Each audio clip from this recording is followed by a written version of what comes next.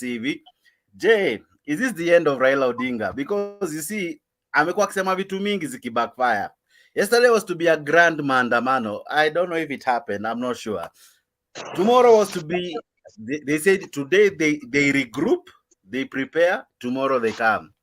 But even before tomorrow, less than 24 hours later, a press briefing saying kesho hakuna maandamano. Oyayay, watu wangu wa Azimio, watu wangu wa Kenya Kwanza. Nani bingwa sasa? Who's laughing now? Palliative care, vipi? Wacha nianze na wewe. Pia jina inaliwaza, jina safi. Vipi Alex India? You know, I was thinking, what should I call myself today? But the truth is that I have to go with what the reality is. Try to raise your voice. I know you are sad, but try to raise your voice. Can't hear you. I have to go to the reality of what's on the ground. And the reason is, if you truly love your family or your friends or the people that surround you, and the doctor has already told you that these are their last days, be it cancer or probably accident or a terminal disease, there's something called palliative love. Palliative care and love. Palliative love and care is the one you give to a person you know that they are going, and therefore you have to make them as comfortable as you can, because your relationship is going to end. And let me tell you, Jex, people must understand this. All relationships end, either in divorce or separations or in death. All relationships end. Now, let me go back to the first time I came. We quit here, then I came back. And I said, I've taken time to think. And I realized that my celebration at some point had gone haywire. And I started connecting the dots to form a straight line. And I said here, we are being managed. Mazungumuzo yameisha. The people that are being managed here are two. For Raila, he's managing us as Azimio fanatics. Okay. For Ruto, he's managing two things. And he's managing the most difficult thing. He's managing Gachagua. Okay. And people may come up and think that Gachagua is winning all this. I'm telling you, Gachagua anachezwa. Gachagua is also being played big time. But I don't want to talk from their side. That is their problem, to start celebrating and understand what is happening on their side. But if you look at what happened and what has been happening, you ought to be realistic and accept some things. First of all, Baba comes and says, we are giving dialogue a chance. When he realizes people are repulsive of that, he says, then we are going to have on Mondays only.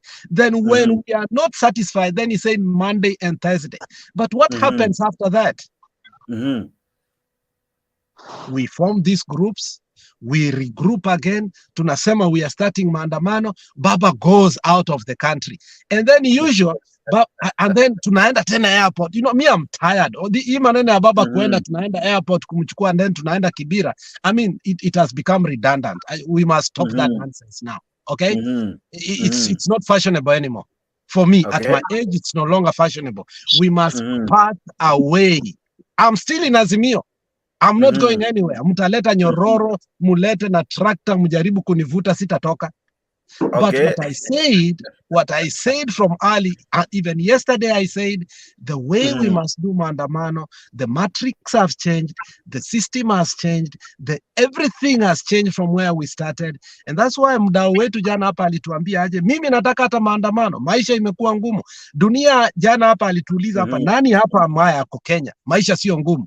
Kila mtu aliweka mkono chini. It means that we are all suffering. But is our approach right? No. Tukaambiwa Monday baba hakukuja maandamano. Na niliambia watu maandamano aiendelee. Maandamano iliisha. Hatuendi maandamano. I had friends wamenitukana. Mimi nimetukanwa comment section nyingine ya wifi cult mpaka nacheka tu. But you know what? Every day unakuwa exonerated. And when you get exonerated, you don't get proud. You get happy that people must start realizing that, look, when you don't have insight, you can never have foresight. The most important thing for humanity, have insight, then foresight comes. Foresight will never come without insight. And insight comes when you ask difficult questions, even when you not ought to. If you ask yourself where we are headed as Azimio, it's a dead war. It's a dead end. When we start celebrating Wairia, when we start celebrating Wairia, when we start celebrating Wairia, when a friend of mine who has a brain start bringing Okanga, Deno, Gaucho, kutuambia vile lazima tunaingia State House. And then when you listen to what they are telling us, oh, maandamano ni tamu, we lost it. When you see our friend Donald Kipkorir go to State House and atuambia he asked for ribs. No, he asked for wine, but there was no wine because the president is a Christian. So he was given some melting ribs. Kipkorir has gone to State House. When you see Atuoli mwenye atuambia kata miti, he's not there. When you see Ngilu missing, when you see PK missing, I mean, you must ask yourself a lot of questions. Where are these people? What are they doing in the back? You know, when you see Kalonzo with us, but all the governors are, you know, Mutula Kilonzo, who basically is going to take over Wiper, he has made it very clear. Nobody's removing Ruto. Mutula Kilonzo is one of the people who was totally against Ruto mpaka at some point, you know, in Amatanga, alisomea Ruto sana ule Ukambani. If you can put that clip, you can remember. But Mutula has been very categorical. Mutu akiingia hii kitu hamumutoi. Now, when again we start listening to what is being done, then you ask yourself, are we sick or we you know, when you say we are taking a letter to the office of the president, and then we are still shouting, Ruto must go. We are legitimizing. Raila is saying Ruto is the president, so we are taking the letter to the president, and the office of the president exists. And if that office exists, therefore the office of opposition that he says is going to exist too. So be very, that seat is coming. The seat of opposition is coming, even though it's not in the constitution. So today, it is not Raila who has lost or Ruto who has won. It is you and me. Let's be honest. So whoever that will come here, ajipige kifua ati Raila has lost. My friend, hakuna kitu Raila has lost. He has done his part. He has finished his race. He has a crown forever. Raila will be the most important person history will talk about when for the politics in the last few days. So lastly, if we can't chart a path going forward as mwananchi tujiulize, Ruto has gotten what he wanted. Raila has finished his race. And I said yesterday, wacha mzee asimalize safari yake na aibu. Tafadhali, tunamheshimu. I said it yesterday, and I'm glad he has stopped that nonsense. He will retire or he will continue as a statesman. He will be respected all over the country. So mimi na wewe tunabaki wapi? Maisha itaendelea kuwa ngumu na mutalia na mutakumbuka Raila Amolo Odinga. Asante. 254 vipi? Jana ulikuwa umechamka ukisema maandamano ilikuwa imefeli. Sasa Jex. Good evening. Good evening vipi? Niko poa. I was not surprised, yeah? I was not surprised kuona Raila akisisi maneno ya maandamano because one, yesterday maandamano haikuwa that very active. Although it caused a lot of distractions. Now unajua ukifanya kitu Jex, alafu haijaenda venye ulikuwa unataka, and then it led a lot of harm, then you should restructure.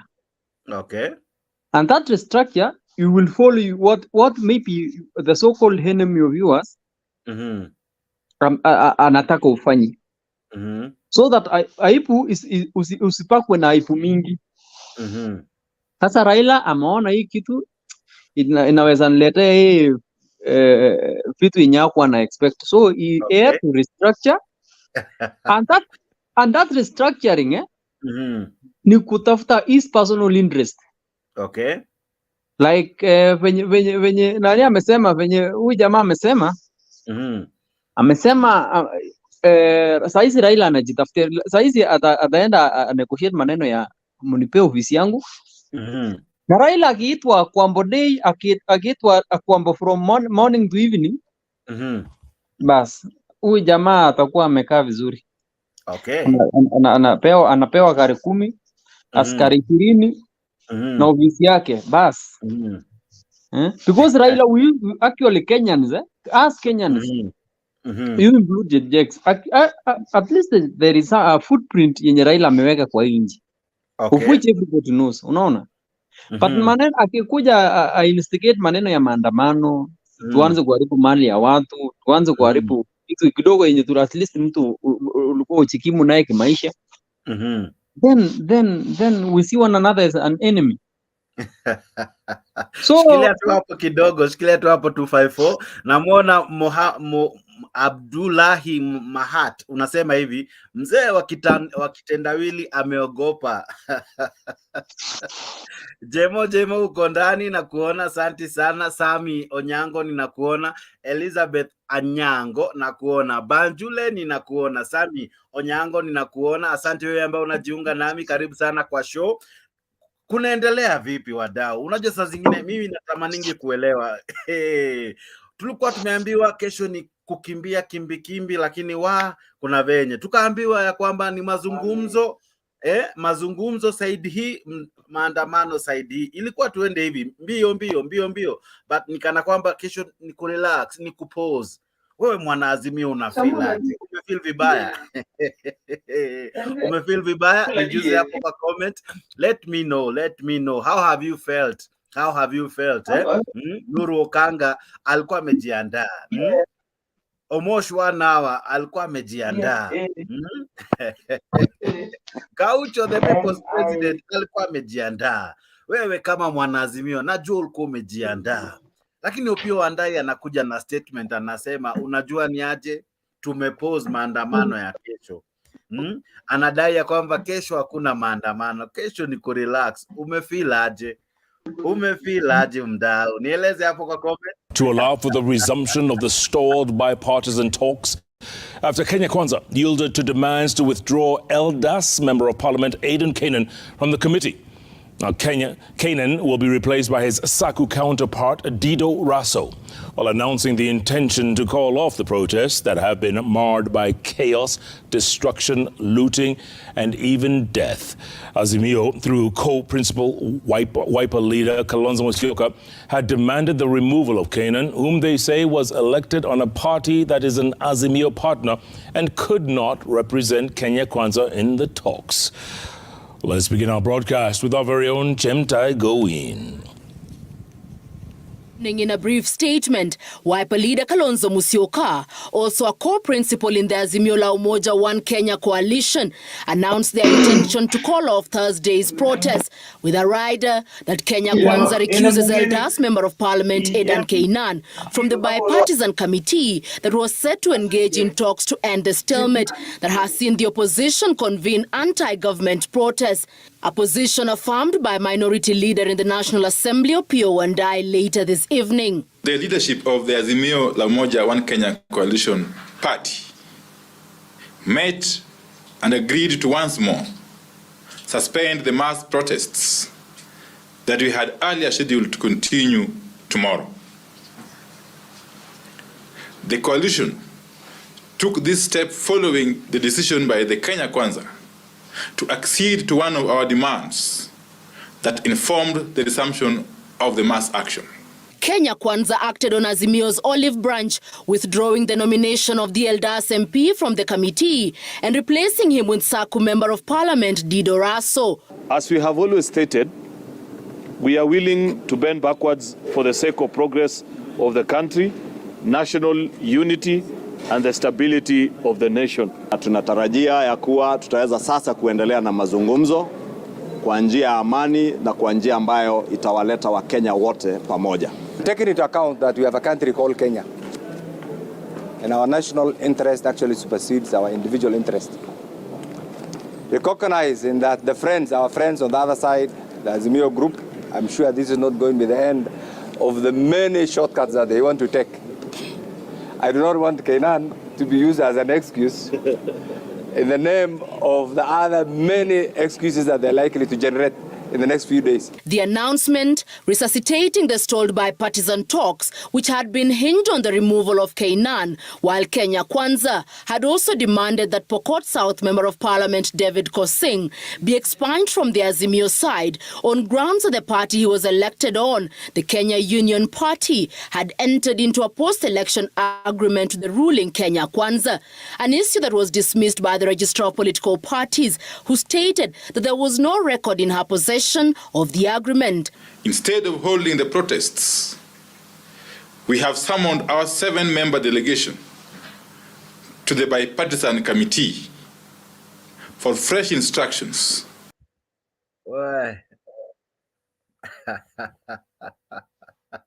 Kwani Jumatatu siku ya Labor Day. Sasa sisi wafanyikazi mtondogo siku ya Jumanne, Tuesday, tarehe 2 mwezi wa 5. Wacha niachie hapo nisinue watu wengi hisia mbaya. Chalo Chalo, jana ulisema hivi, ulisema jana watu walianguka hawaku succeed. Ulisema jana it was a failed attempt. Yeah. Leo wamesema kesho, walikuwa wamesema wanarudi wa prepare kesho iwe ni siku ingine. What is happening? Has Baba fallen? Umekubaliana na mimi sasa? Habari gani na kusalimia kwanza? Kabisa nakubaliana na wewe Chalo. Mimi ni sahihi, niko mbio naingia kazi. Lakini itakuwa mfupi tu, maana hii wiki niko na usiku na kazi ya usiku. Okay. Lakini ile mambo ninayoona hakuna chenye wataweza. Hakuna. Mimi kama nilivyowaambia, mimi siungi mkono Azimio, siungi mkono Kenya Kwanza, mimi naunga mkono kuwa Mkenya. Hiyo ndio muhimu tu. Hiyo ndio muhimu. Hawa jamaa wamepiga kelele hapo, wote watatulia. Siri kama ni bahasha itatembea na kubaliana na mimi, kama ni bahasha itatembea na mambo yatatulia. Sisi ambao tutapata shida ni sisi wana Lahoi. Na hata iwe vipi kuingie nani, bado shida zitakuwa zimebaki pale tu kiasi. Nitupambane. Ruto alisema hii story itaisha. So na alisema mtajua yeye ndio commander in chief. Ameonyesha, ameprove point kweli. Ameprove na ni kweli. Hata kwani unataka kuambiwa? Si yeye ndo commander in chief. Hauna haja wewe uambiwe. Yeye ndio president. Na president anaweza fanya vile anavyotaka kwa sababu yeye ndio amri jeshi mkuu. Anaweza amrisha kitu chochote. Najua wengine hawatakubaliana na mimi, lakini ukweli wa mambo, Ruto ndio rais wa Kenya na atakuwa rais wa Kenya mpaka siku ile kura zitakazopigwa akose. Akikosa ndio hatakuwa rais wa Kenya, lakini akipata ataendelea kuwa. Hata akitaka huko kwani kuna medali mnasema Simba gurumapo mcheza ni nani? Sasa alafu kuna msemo mwingine unaosema, sijui kama msemo unaaminisha vipi, lakini unasema asiyekubali kushindwa pia si mshindani. Kwa hivyo lazima ukishindwa kubali. Na huo msemo hapa marais wote waliotangulia walimtii, walikubaliana na yeye, lakini nikana kwamba Ruto he's a hard nut to crack kama vipi? Ruto hata si hard nut to crack. Sisi watu ambao tuko hard nut to crack ni sisi wananchi wenyewe. Manake sisi ndio tunaumia na sisi ndio ambao hatujui tunaelekea wapi. Manake kama ni kungoja Raila pale, basi naona tutangoja sana. Na kama ni kumngoja Ruto pia naona tutangoja sana. Ni sisi wananchi wenyewe ndio ambao wakati wa kupiga kura, nafikiri nishaongea hii kitu mara nyingi. Wakati wa kupiga kura tuwe tunapiga kura tukijua tunafanya nini. Si kubebwa akili kama vile tulivyobebwa huko na kina huyu wakina mapasta au pasta wa uongo. Na vile ndivyo ambavyo sisi tunabebwa akili hata na hao mapolitician. Wanatubeba tu kandarasi tu. Wajua mimi wakati wa kampeni nilikuwa nashangaa sana. Maana kwa kampeni zikianza hata kwako ukawa na mazishi ya kuku, watakuja wengi sana hapo wapige makelele. Sasa wanatudanganya na shilingi. Sasa hii hatuwaoni. Mimi nishaelezea mara nyingi, niko na marafiki wangu kabisa. Tunaishi pamoja na wameingia huko na sasa hii siwaoni. Hata nikiwatafuta namba zao, atanipatia namba tutaongea leo, kesho nikupigia namba haiko. So sisi wenyewe unasema hivi, siku ya nyani kufa kitu uteleza. Jana wewe ulisema kulikuwa visivya, hakukuwa jinsi ulitarajia. So ilikuwa one mistake after another, and finally wamesema pia wanagoma, yani wanasusia kuandamana. So ni mwisho wa siasa za maandamano, siasa za fujo, siasa za kutumia kifua. Sasa hii hayo mambo yanaenda kuisha na tuendelee. Kama tutaendelea mwelekeo mzuri, kama tutaumia, lakini kila kitu sasa tumekubali, kila kitu imeisha, na hata Raila ni akubali na wale wengine wote wakubali, maana wanaumia si wa Kenya Kwanza peke yao na si wa Raila peke yao, sote tunaumia kama Kenya. Ameingia jana, alikuwa na kauli tofauti, lakini sijui leo kauli yake itakuwa vipi baada ya kusikia maandamano. Lakini acha nikuache Chalo malize, maana unaniambia unaingia kazini, lakini swali ya mwisho kwako Chalo. Sasa what happens from here now, baada ya kususia baada ya maandamano kukatizwa, baada ya kuvunja mioyo ya wanaazimio wengi? Maana wanaazimio wengi walisema hivi mwanzo ilikuwa ni makosa kwa Raila Odinga kusimamisha maandamano mara ya kwanza, angeendelea tu. Sasa ameanza tena, hata ajenda mara ya pili akaacha tena. Hata jana hatukumuona yeye binafsi kwa maandamano, tulimuona tu wakati wa press briefing alijificha, alafu watu wakasema ya kwamba ilikuwa ni strategy. Wewe unaona kana kwamba kususia mara ya pili ni anazidi kuvunja wafuasi wake sugu moyo? Yeye saa hizi watu kusema ukweli, sisi wa Kenya wenyewe bado hatujamuelewa Raila akili yake, na hatujaelewa wale wengine. Kwa hivyo sasa ni wewe ukubali tu kuwe Mkenya, atakayekuja ndio yule tumempigia kura.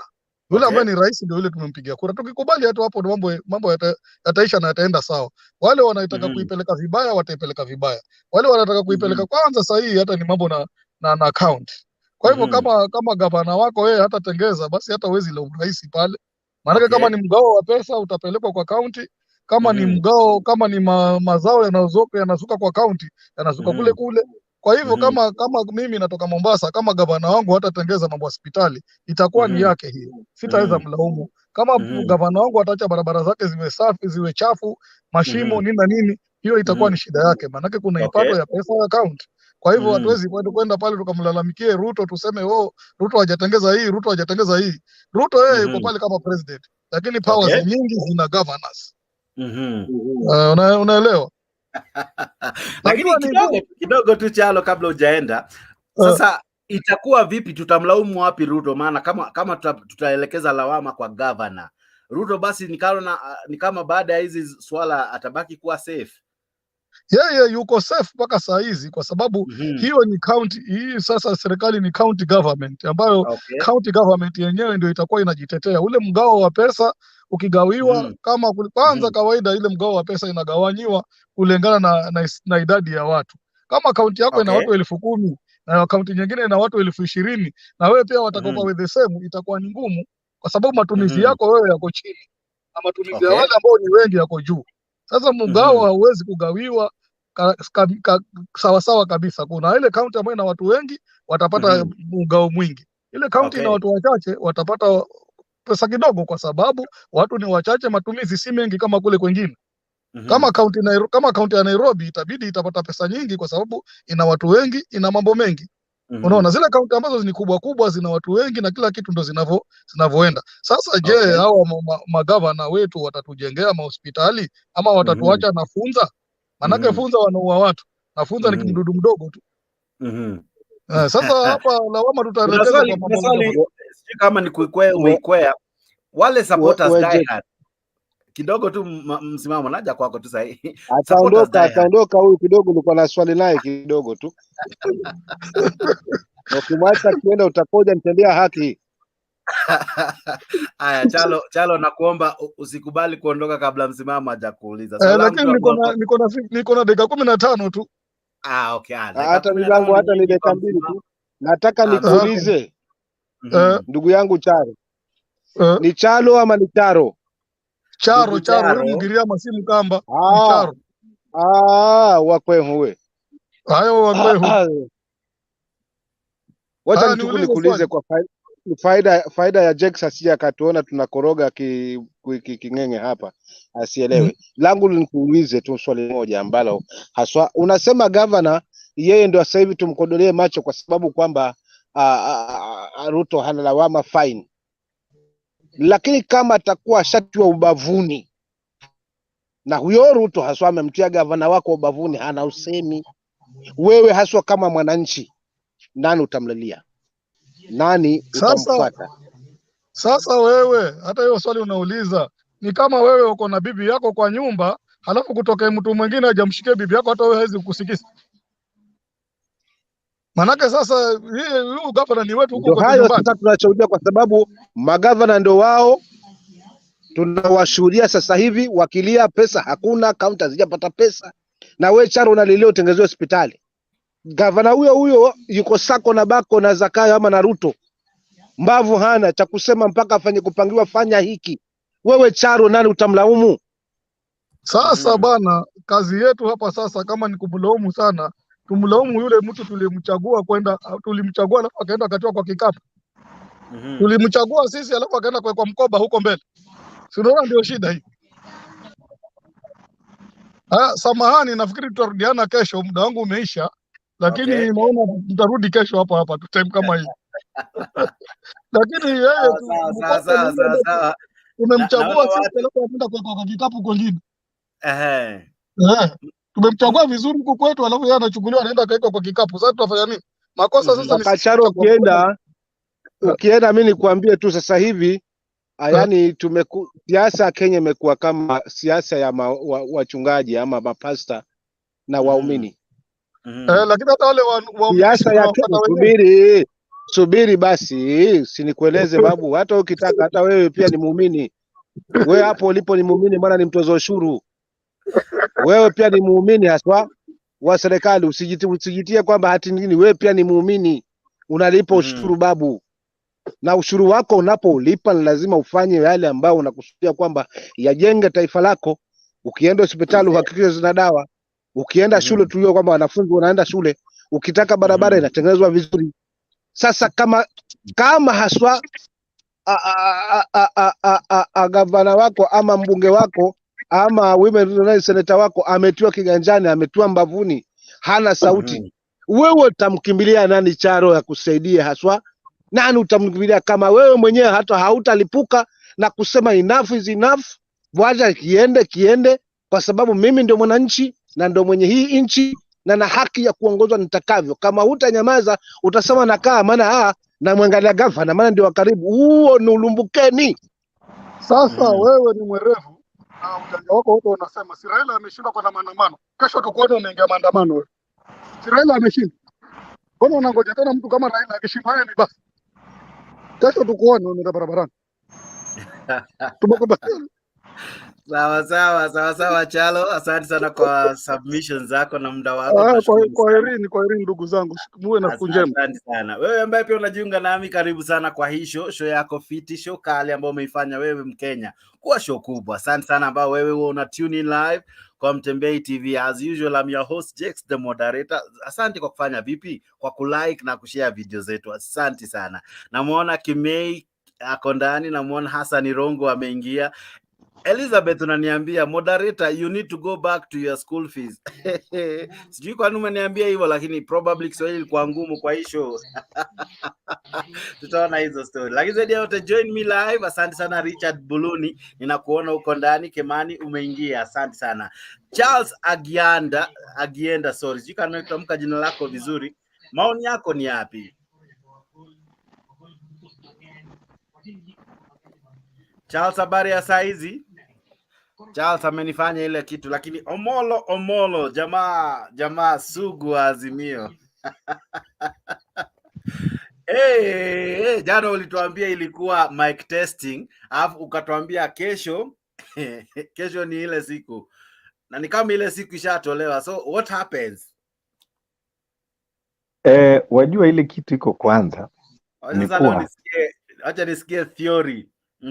Ile kitu iko kwanza ni kuwa hii hata ni siku yani ambao ni siku ya furaha tena, sababu kama vile tuliambiwa kuna watu ambao yani kama burukenge hawezi kusikia mpaka damu iwatoke sikioni ndio hawezi kusikia, ama mpaka watandikwe. Sasa sisi kila wakati tumetangaza kwamba hatuja kataa kuzungumza, bora muwe mko tayari kuzungumza.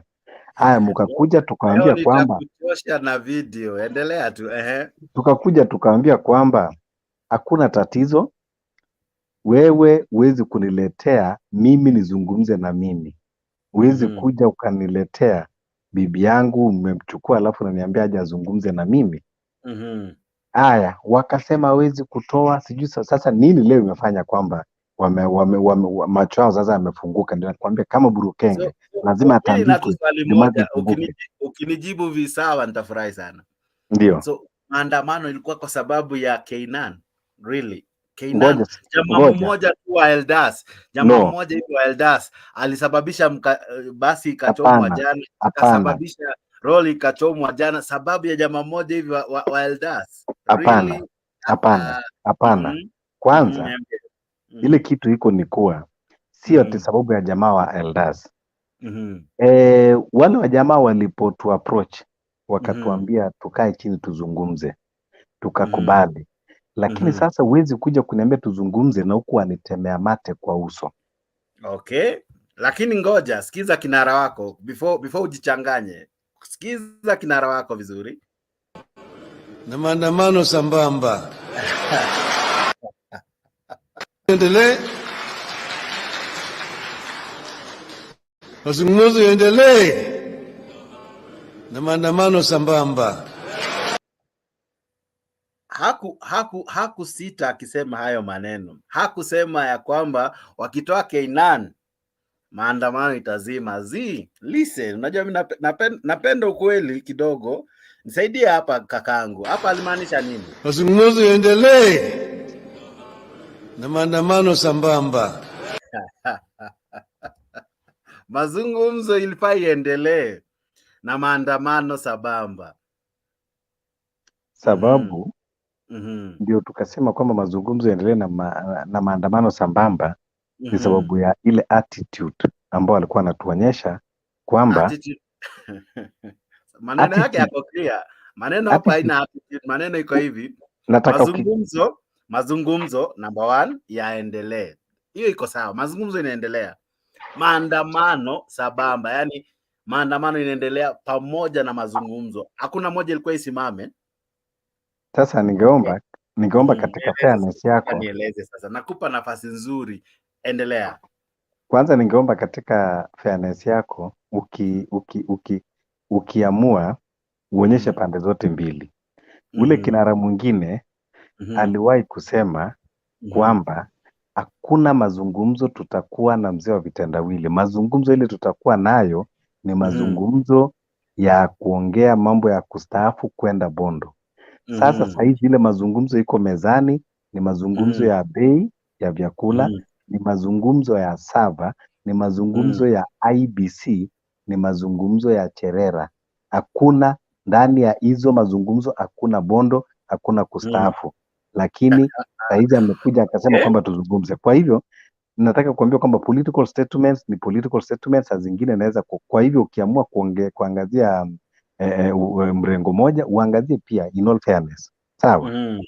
Ile kitu ambayo iko ni kuwa nataka bwana je kusikie kwamba it is not fun kwamba watu wanaandamana.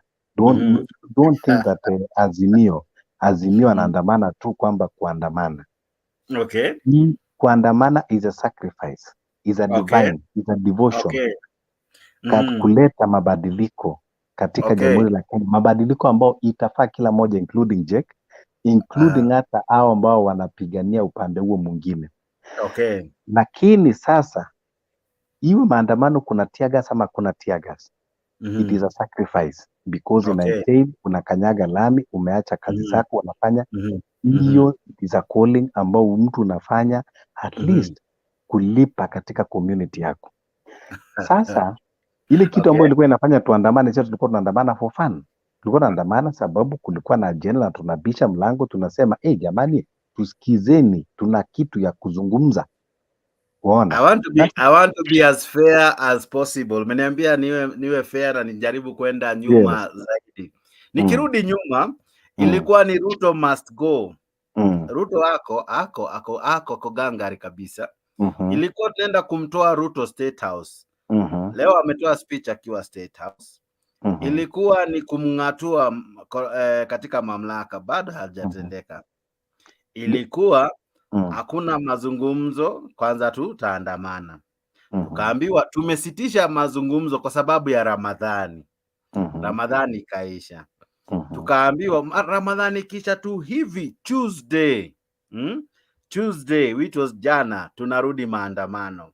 Jana maandamano kulingana na Chalo na wengi waliozungumza jana, najua uliwasikiza, walisema jana ilikuwa a flop. Mlijaribu kutafuta excuse, baba alicheza smart and all, lakini jana wengi wadadisi wengi walisema jana ilikuwa a failure. Leo hata masaa 24 ijaisha, Karua jana akasema kesho kutakuwa na maandamano. In fact akasema tumepause leo, tunaenda kuregroup, restrategize and come back on Thursday. Before hata tuja come back on Thursday, Kalonzo anatuma tweet and then Wandai anatuma tweet. Wandai anadai vipi? Hata naweza kukusomea ya kwamba kwa sababu ya Kenya Kwanza kukubali kushukisha Keynan. Na ndio nikakuuliza mliandamana sababu ya Keynan, ukaniambia hapana. Lakini sasa maandamano kesho hakuna. Strategies za baba zote zenye ametuambia hakuna moja imesucceed. Ngoja nikwambie. Lakini za Ruto ni kana kwamba venye alitucheza last time ametucheza tena, tukisema tuko na deep state. Ngoja nikueleze je. Ngoja nikueleze kama kuna mtu, sijui wewe unaangalia angle gani, lakini sina angle, mimi nakuuliza tu maswali, sina angle. Sasa ngoja nikueleze basi. Haijalishi utaangalia kutoka angle gani, lakini kama kuna mtu ambao amescore katika agenda yake na target yake ni baba. Sababu baba alisema kwamba lazima kuwe na mazungumzo kwanza. Na mazungumzo imekuwa. Naelewa kwamba kuna pressure ambayo imekuwa ikikuja kwa upande zote mbili. Hata Antonio Guterres ameongea hata na Ruto, unaona. Kwa hivyo ujue hii mambo inafanyika Sudan na hii maandamano inafanyika Kenya. Inaleta yote mpaka ziwe agenda kwa mazungumzo. Na hiyo mazungumzo vile vile hatutaki ikae milele na milele. Tumesema ni siku 30. Hiyo siku 30 tulianza kuhesabu wiki jana. Tuanza kuhesabu wiki jana. Sawa? Sasa bro unajua hakuna kitu tamu kama internet No. Wewe una extort, ngoja nikukatiza. Je, una extort information kwanza katika zile items ambao tuliweka sasa officially kwamba ni mambo ya kuzungumza. Hakuna mahali tulimwambia Ruto aende nyumbani. Wacha zile political statement ambao tunafanya kwa rallies. Kwani sasa Ruto amekuwa akisema baba aende Bondo. Wacha video, nakwambia zile items, nataka utoe video ya zile items ambao tulipresent, ile ambao tulifanya za kupresent. Sasa wacha zile political. Hata Ruto amekuwa akisema baba aende Bondo. Kwani baba ako Bondo si sahihi hakukatika mazungumzo. So hiyo ni political statement. Umeniambia nikutafutie video ya Raila akisema Ruto aende. Hiyo ndio umeniambia.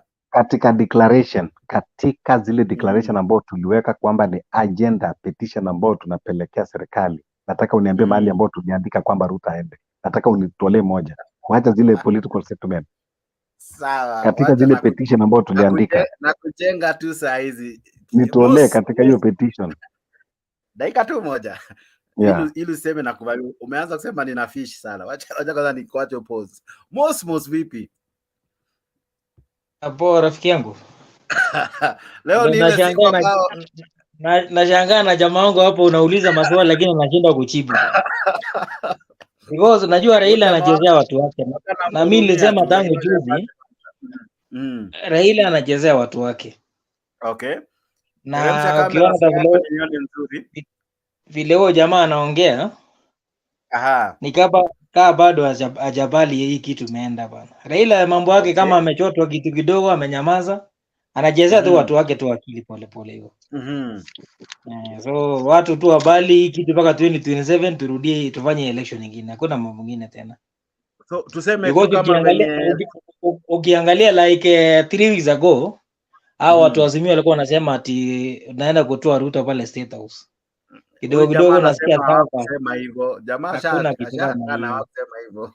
Ndio nakwambia hao watu wazimio anapenda ndio nakuelezea watu wazimio hatukusema katika zile official petition zile items, hakuna mahali tulisema Ruto atoe. Hiyo nyingine ya kuongea katika mikutano, hiyo ni political statement yenye imeandikwa zile items, zile points about. I'm not talking of official statement. I'm talking of the items that we presented on the table of discussion. Hizo ambao tulipeleka katika bipartisan talk. Kulikuwa hakuna Ruto must go. Okay. Yeah. Ile items ambao tulipeleka katika bipartisan talk. Sitaki kucheza video kama 3 za kuonyesha wote baba. Wacha video niambie, nilete extract.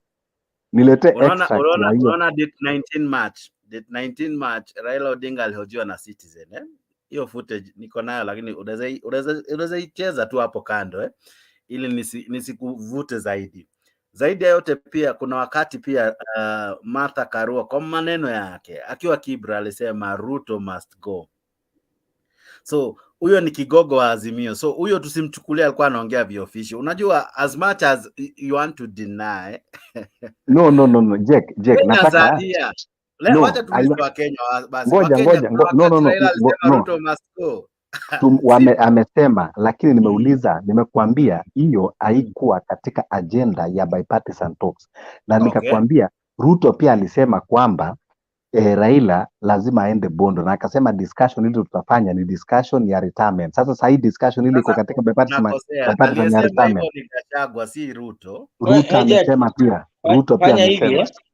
Fanyeni hivi mimi naomba hivi, kuna huyo jamaa ameingia sahihi. Huyo jamaa najua ni Azimio sana, lakini mtu akosoba kabisa vile anaongea. Nilisikia for the last 1 week sahihi. Huyo jamaa ameingia sahihi. Sijui anaitwa Alex or what. Anaitwa Alex Media. Ni jamaa mzuri, ni mtu wa Azimio lakini anaongea facts. Si mtu wa kulazimisha kama huyo jamaa anaongea sahihi. No, gani si facts sasa? Gani si facts? Nimesema facts ni kuwa katika bipartisan talks hakuna mahali ilisemekana Ruto must go katika agenda ya bipartisan talks, na nikasema kama nizo political statement ya Raila kwamba anasema Ruto must go, ni venye pia Ruto na Gachagua akuwa amesema kwamba agenda ya kuongea ni ya Raila ya retirement kwenda Bondo. Sasa nikauliza bipartisan talks ile ambayo iko katika table, kuna mambo ya retirement ya Raila? Hakuna. So tunaongea ile kitu ambao the items of discussion. Unataka tuongelee retirement, ni kushtua na retirement hapa kamoja tu. The item ile iko katika table saa hizi, kuna retirement, kuna Ruto must go, hakuna. So tuache kwanza zile political settlements za rally, tuongee zile vitu ambao I think tunakataa kumsikiza Omolo kitu anasema. Nisaidie. Omolo anasema, I think Omolo is way ahead of us. And we came to realize that people are way ahead of us when it comes to what is happening. In psychology, kuna kitu inasema be at the moment. Wengine tuko nyuma, wengine tuko sahi hivi, na kuna wengine tuko Omolo is looking this thing with the spectrum of cathedral thinking. Unaelewa? This is what he's saying. Once tulikubaliana mazungumzo yaje, hujamsikia Ruto ama Raila akisema kuwa Raila aende Bondo ama Ruto aende wapi? Sugoi. Where we are right now, within the structure, ni vile baba alisema. Baba alipeana agenda zake, unga ishuke, nini, alafu ndio tukue na mazungumzo. Unaelewa?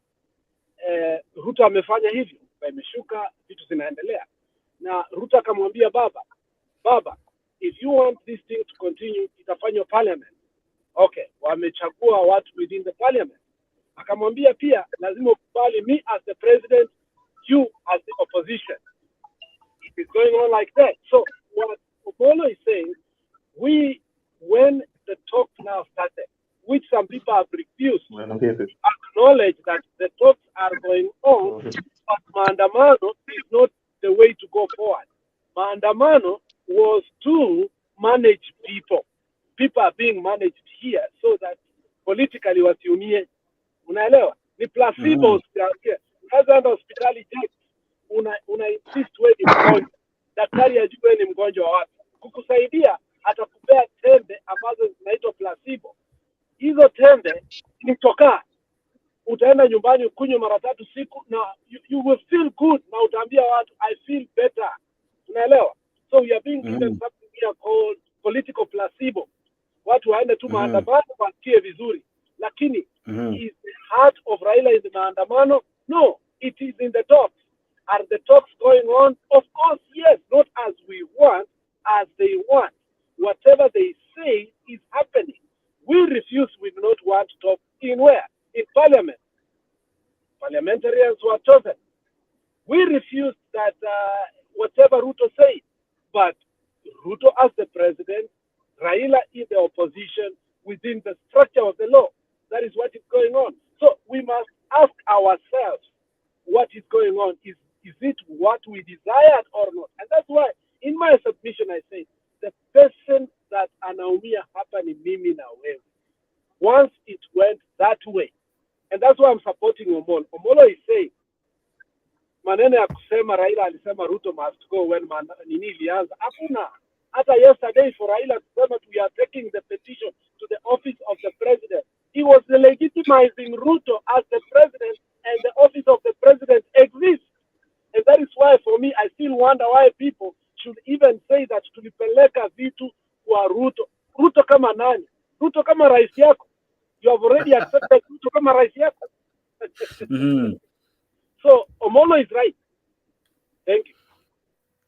I agree. And I still go back to my questions. You know, this thing had a genesis, how it started, and the prognosis. I love what you have used there, palliative care. For you to qualify for palliative care, your prognosis needs to be poor. The prognosis of all this has been poor. Why? Some of the things they really said will happen haven't happened. We are yet to see them storming State House. And I'm not talking as Kenya Kwanza. I'm talking as someone who really wanted to see that, because that would have been, earth-shattering news. What happened to that? That's the question. Not the talks. Because the talks are clear. The talks are to go on. Maandamano are to go on. Omolo has advised you that, please, don't take political statements for politicians and bring them here so that we can discuss them.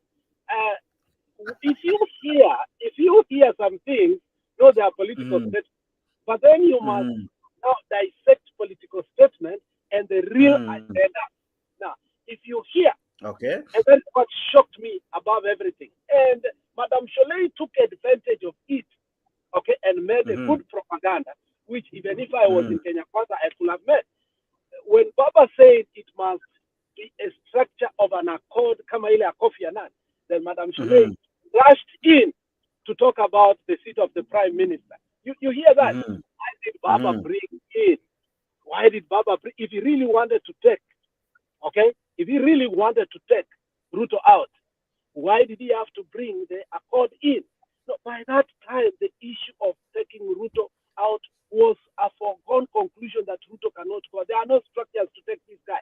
So plan B was on the table. But this plan B was not acceptable by the common Mwananchi because for us, the euphoria was Ruto must go. Sahi hata ukienda some forums, utapata watu bado they are dying that Ruto must go. But people like Omolo and I understand talks started. Once the talk started, the issue of Ruto must go, ilienda mbali. So let's not discuss political statements here. Let us discuss in the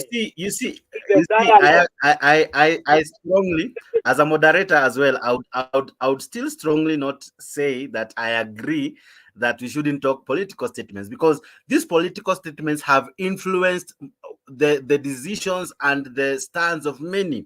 Number one, we have, I don't know if you're watching, those in Mutembei, you can go and see that there's a bunge la mwananchi, people are complaining. This is not the desire they wanted. The political statements influenced their decisions. They said, we must do it. They said, we will follow the words of Baba. Whether official, listen, whether official, whatever statement you, however you'd want to describe them. But now they're lamenting. The tears, the prime tears are so loud that we wanted to storm State House. We were promised that Baba will be sworn in as a president, but that is not happening. Wanalalama. I wish you see the Nuru Kanga now. I wish you are able to see. Listen on the same note. I think it's the one talking at the moment. I was with the Kimbi. Angry. Listen. On the same note, when Baba successfully did Maandamano on 20th, the guys on Kenya Kwanza, because they were promised kwamba Baba akijaribu, we will arrest him, naenda kule Maragwe Committee. And the guys in Kenya Kwanza were very convinced kwamba Ruto si Uhuru na atamshika Raila. And when Raila successfully did Maandamano na akaenda nyumbani, even the guys in Kenya Kwanza, they were very agitated kwamba mbona hakushikwa, akarudi tena mara ya pili. Walikuwa maambiwa pia kwamba akijaribu, hata ile siku Ruto I think alikuwa Amerika na ni Gachagua peke yake alikuweko, na Gachagua wakasema mimi ni mtoto wa Maumau, na watu wakasema this time round mtoto wa Maumau ndiye atamaliza kabisa. Nothing happened. Na hata Gachagua mwenyewe alikuwa anajua kwamba don't say nothing happened. It is that day that we normally say Baba was shot 11 times, 10 times, 7 times, 9 times, depending on the clip you are watching. Listen, there is nobody in the insecurity field that doesn't know kwamba Raila is using a bulletproof vehicle. Everybody knows that. So that attempt of us, you know, those are the kind of things that the narrative only to move the masses. Sometimes we have to understand everybody, and even that police who was aiming there, he know very well that is an armored vehicle. Now, there are some political statements that only just need to strengthen their, you know, and boil the aspiration of the supporters. Even Gachagua knew very well that he cannot arrest, he was not planning to arrest Raila in whatsoever case. But even Ruto, he knew that he cannot do anything to Raila, and he was not planning to harm him. But he will tell people kwamba atajua ajui nitamfanya hivi. So those are when you are judging,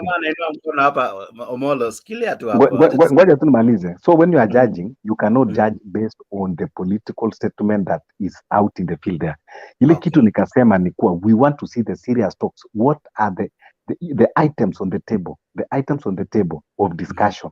Hiyo sasa ndio itakwambia kwamba what was the direction of all this from the Kenya Kwanza and from the Azimio, the items on the table.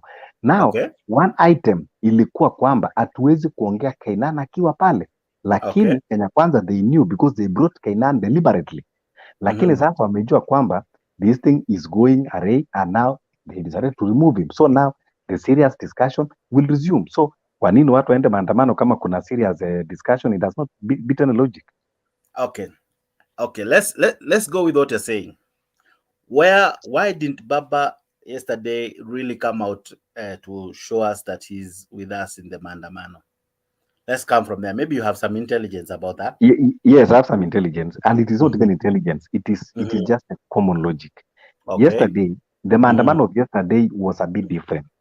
It was to petition the relevant offices Baba himself is a diplomat and he knows very well that he cannot carry 1 million to go to those offices. There were selected people to go to those offices. You cannot carry 1 million to go to the president office. You know very well. You know that is bringing a provocation and nobody wanted to do that. So the maandamano in the CBD, it was just to present the petition. Wabunge wapeleke petition kwa office of the president, wapeleke kwa treasury, wapeleke sauti yako imepotea, kwa treasury, wapeleke kwa IBC offices. So ilikuwa imepangwa hivyo. So and hii haikuwa baba alikuwa na watu wa kutosha. Okay, sawa. Chando, vipi na kuona uko ndani?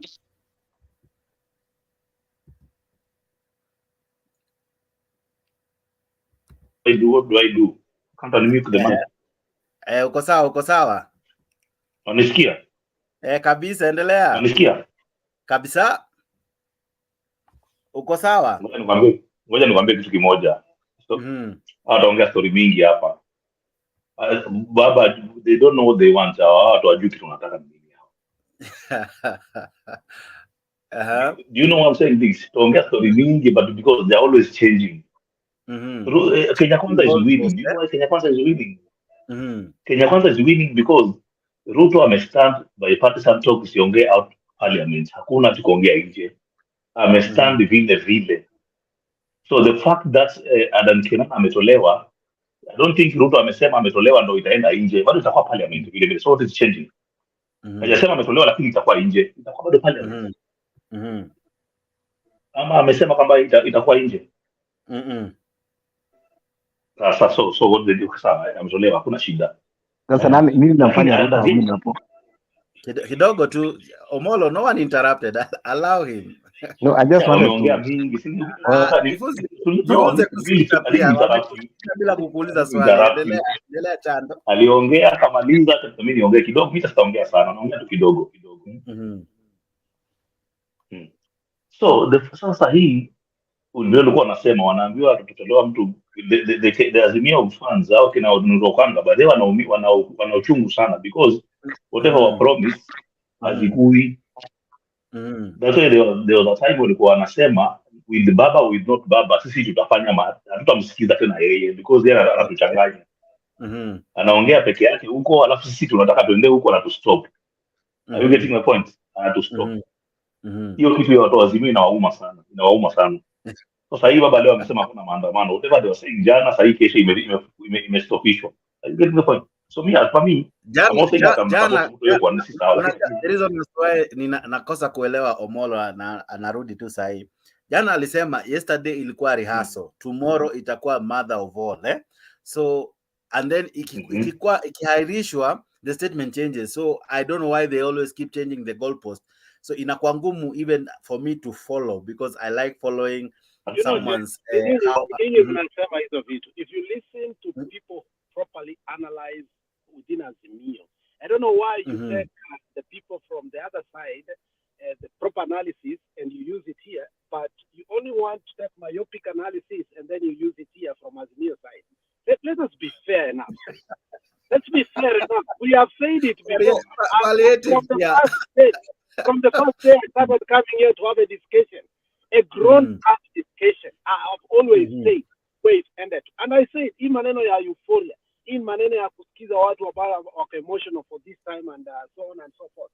People are being managed. And it's okay because people are going to be heartbroken. So don't worry about management. Let's focus. If we can focus on what is the political stand that is going on with Baba and Ruto, okay? On the corridors of power. So start telling us Nuru amesema or Nuru Okanga amesema. I mean, you see, there's a reason I'm asking that because there was a Kenya Kwanza guy who said if this maandamano, and I think you equally concurred with the person, if this maandamano can be shifted from the politician, because I don't like it that it is only Baba and no one else seems to have the balls to come out and really push this, because there is an agenda what is trying to push, right? If according to the guy, he was saying if the people took it and said until it happens, because we are not certain what the bipartisan talk will yield. So the reason as why I'm bringing these guys is because they had a calling they were believing in. They had something they were trusting. This needs to happen, right? What happens to their expectations? What happens to their desires? That's why I told you that we have gotten to a point that sorry, excuse me. I said it here. It had gotten to a point people started believing in lies that are not going to take them anywhere. And I'm glad, you're fair enough. You have put a very good clip. Baba said, "Hii maandamano haitaendelea tu mpaka haina mwisho." But they did not listen to that. Okay? They are not seeing to Baba's actions. Baba anasema maendeleo itaendelea, anatoka out of the country. Baba akikuja, kesho yake he doesn't show in maandamano. Inafika Wednesday usiku, Baba anasema kesho imekuwa postponed. It is management hapa. So, people like Nuru Okanga must also be managed. People like Gaucho must be managed. So, leave that. Tulikuwa managed in 2017, 2018. Tukaharisha kuapishwa, mpaka kuapishwa Matiang'i was breathing fire. We didn't even know. Ikafika 4:03 a.m. akasema saa mtaenda. Baba akaapishwa. In the meantime, we did not remember wakati bibi ya Wamalo alikufa. Wakati bibi ya Wamalo alikufa, the same Wamalo who became now the Minister of Defense, in the church akasema there are only two things here in this country, Raila mania and Raila phobia. Akasema we've never seen a crowd like that. You know, we were being told something in the pipeline, but we totally refused. And I said here, Dr. Ruto, my dear brother, those words don't just come from Muganga to my dear brother. From Mwizi, from conductor ni Mwizi to my dear brother. It just doesn't shift like that. So you must know that we are being managed. And the question is, where has the management reached? So it is for me and you, Jake, tuambiaje, management imefika hapa. Kuna wenye lazima watapelekwa ICU kidogo, na kuna watu kama Omolo na Alex ambao management imefanya kazi, now they are in the reality. Na kuna watu on the other side watakuja kushangaa baadaye ati Jimmy Wanjigu anashikwa, alafu utaambiwa serikali ya 2017 ya 2013 ilifanywa hapa kwangu. Unaelewa? So baadaye tutakuja kushtuka kuwa all these appointments, part of them were part of what? Raila. So let's wait and see what was the give and take. But whatever that is going on in the corridors of power, very few of us know. That is my fear, that we are putting our hearts and emotion into something that now is beyond us. We must ask ourselves, what is power? Thank you. Wadau, asanteni sana.